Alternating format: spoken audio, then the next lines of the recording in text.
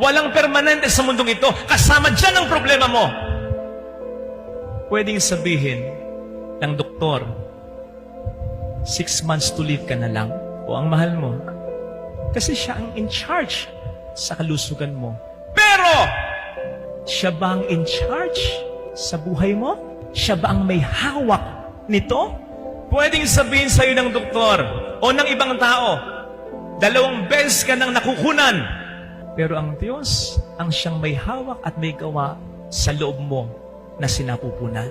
O pwedeng nawalan ka ng negosyo, nawalan ka ng trabaho, nawalan ka ng anak, nawalan ka ng jowa, nawalan ka ng grasya. Pero kapatid, buhay ka pa. Tama, nawala ang biyaya. Maaring mahalagang biyaya. Pero kapatid, hindi nawawala ang Diyos na pinagmumula ng mas marami pang biyaya.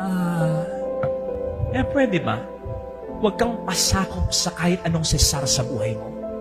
Na sumisimbolo sa kahit sinong tao na nagdidikta sa'yo, nagbabak sa'yo, na sumisimbolo sa kahit anong problema na pinagdaraanan mo, maging sa pagkakamali mo. Huwag kang pasakop dyan. Sapagkat tandaan mo, kahit si Cesar, na feeling dati ay Diyos at pinakamakapangyarihang tao sa buong mundo, sino nga bang mag-aakala na babagsak dati ang Roma? Napakatatag na imperyo, pero bumagsak. May alam ba kayong imperyo o kaharian sa mundo na mula noon hanggang ngayon ay hindi bumagsak? Wala. Ganyan ang problema mo. Ang tanging permanente ay ang pagmamahal ng Diyos sa iyo.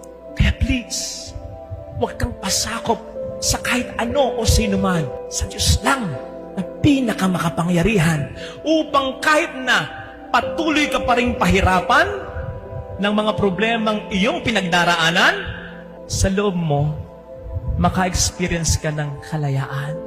Kasi po pwedeng pahirapan at ibilanggo ang katawan mo, pero hindi ang puso mong naniniwala kay Kristo.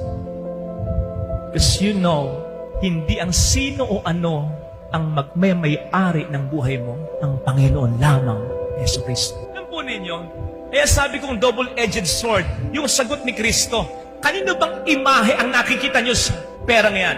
Kasi kahit sinong Hudyo, lalong-lalo na ang mga Pariseo, maaalala sa salitang imahe, larawan na binanggit ni Kristo, ang isang napakahalagang turo ng kanilang pananampalataya na nakasulat sa aklat ng Genesis.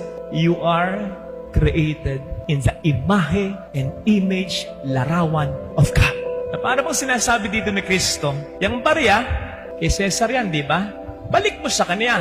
Pero, ikaw,